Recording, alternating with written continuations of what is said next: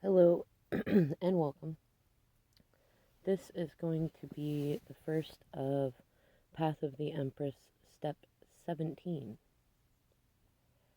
And I've decided to do this one in a similar way to how I do the channeled messages, but what I feel called to talk about first is with the star card.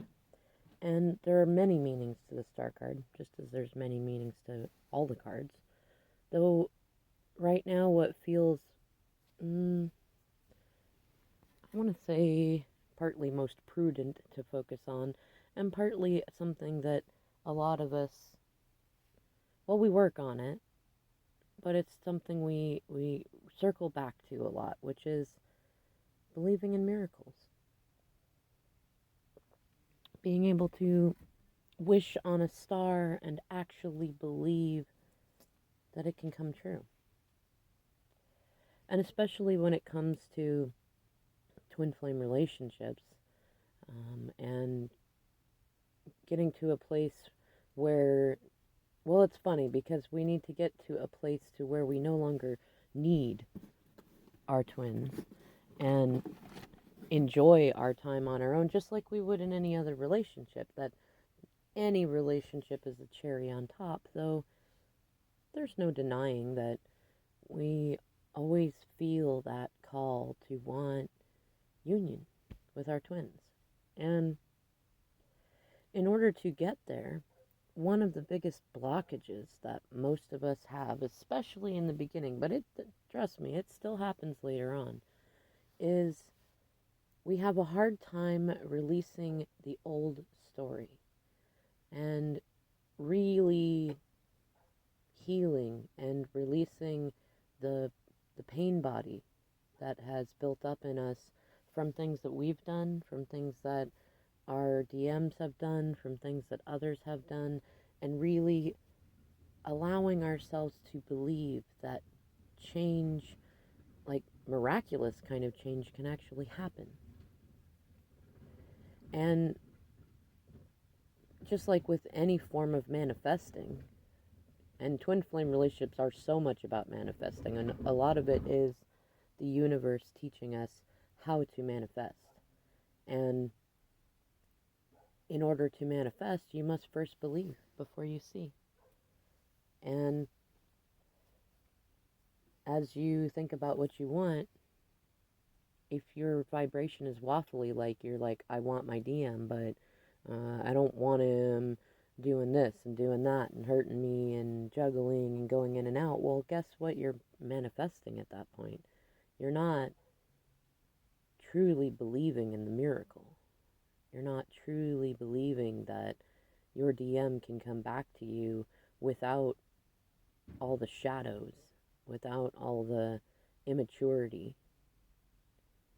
And that's where you got to get to. And the funny thing is, for some, it's easier to do that with other things, whether it's believing in yourself or believing in a parent or a friend, or for others, it's easier to do it by focusing on your DM.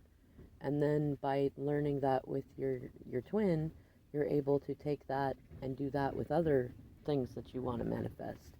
But it all works the same. Whether you want money or your union or a wonderful soulmate or a better body physically, if you've got health issues, things like that, you first have to really, truly, genuinely, like with your child heart, believe that you already have it and that miracles are possible, and that not only are they possible, they're a normal thing that occur regularly, that it's not a far-fetched pipe dream. And a lot of times we get stuck in the 3D. That's part of why I'm doing this, and I might do a couple more in this step in this way with the black screen, because a lot of times we base so much on the 3D, on the history, on the story that we've been.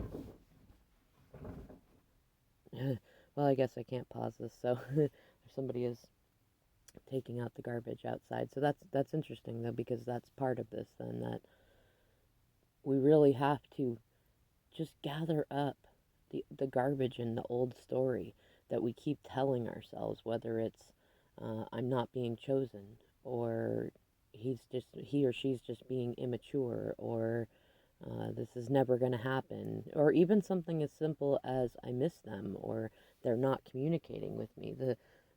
Energy goes where your focus is, and if you're focusing on what you don't like, you get more of what you don't like. And if you find in your vibration that you are still focused, that you still tell the story in your head in a negative way, like in your current position, like, well, when they come back, I'm not going to take this and I'm not going to take that. Like, it's good that you have boundaries. So, emotional security means that you're secure in your boundaries. You're not worried about having to tell them no or to go because you're comfortable on your own.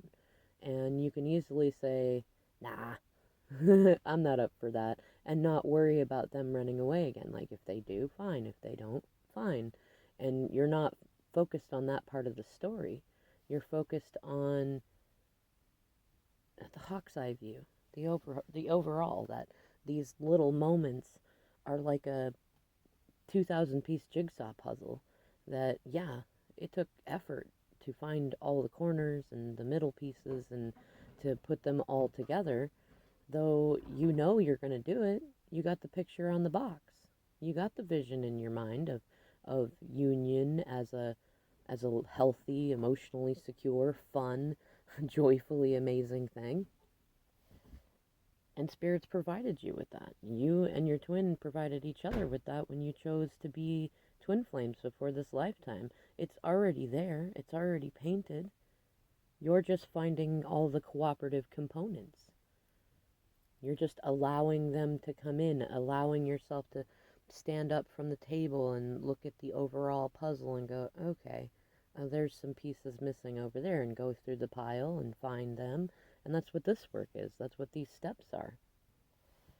It's just getting all the cooperative components in. Though in order to do it, I mean, if you look at the puzzle and you see that you still have a pile of pieces that have not been put in their place, and you're still overwhelmed about, this is hard work, or this might take too long, or I can't do it without them, or I can't focus on anything else without them, you're more likely to leave that puzzle sitting incomplete on the table for longer. And it's fine. It's fine to walk away from the puzzle for a while. I mean, if you're getting frustrated, if it doesn't feel good, don't focus on it.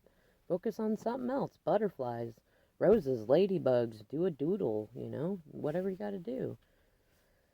Though, when you come to that puzzle, you're like grateful for the journey of putting that puzzle together.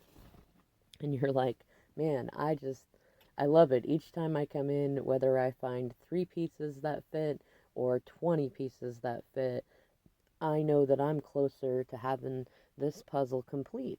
And then the key from there is to recognize that just because you get that puzzle put together doesn't mean that the game is over.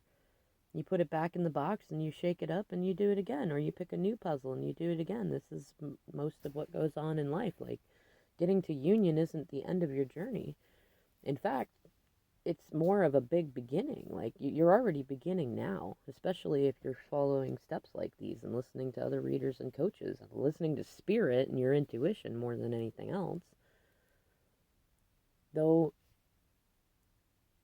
most of the time, the puzzle that I'm using as a metaphor isn't in the 3D.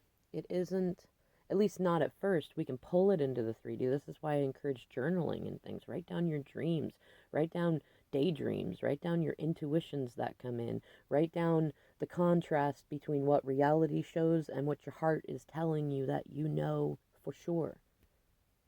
Write down weird things that happen, write down the synchronicities. These are your puzzle pieces.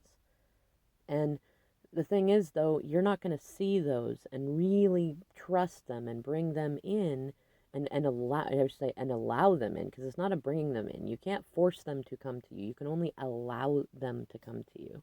And as you allow these cooperative components to come in, you see the bigger picture, though that can only happen when you genuinely believe it is possible, and not just like I don't know. I mean, it's funny because it takes a delicate balance. We don't want to change somebody that we love. We don't want to will that to happen. So it's not about like prodding them along or looking for certain signs in them or things like that. It's simply about holding the vision. It's simply about having that puzzle box cover in your mind and knowing what it looks like and knowing that it is happening, not just that it can happen, that it is happening, that you're healing and your DM is healing and that everything is coming together just the way that it's supposed to. And even in the moments when it's frustrating and you go through a drop cycle or a dark night of soul, that it's coming. It's arrived already, really. That's where you got to get to, is that it's arrived. It's already here.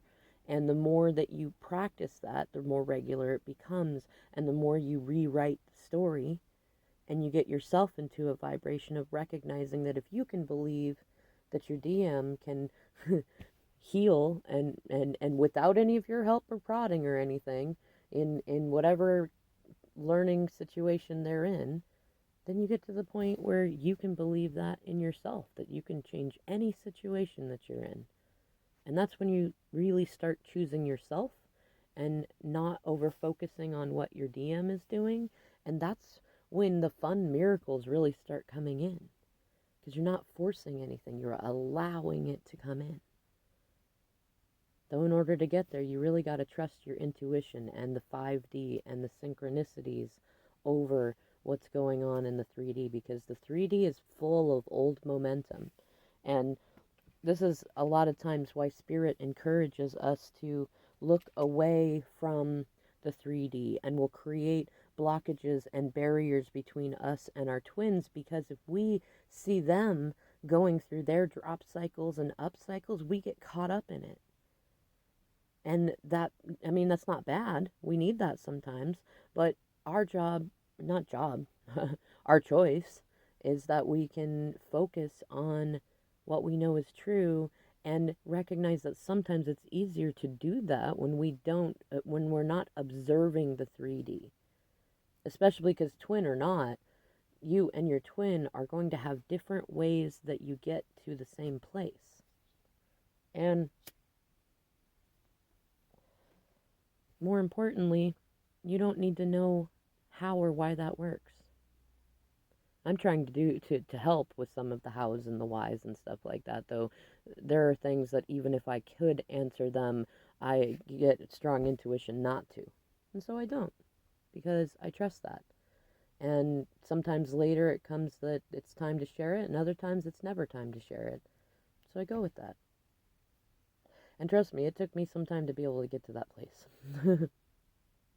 In any case, I'm gonna segue out of this, and I'll do some more videos on this stuff. But for right now, like really look at your shadows when it comes to believing in miracles, believing in like that you can be joyfully amazed, that you could be surprised in good ways, that the people around you that you have in your mind, whether that's your twin or family members or anything, politicians, like if you have it in your mind that they're always going to be stuck or horrible or immature or hurtful, you're manifesting that.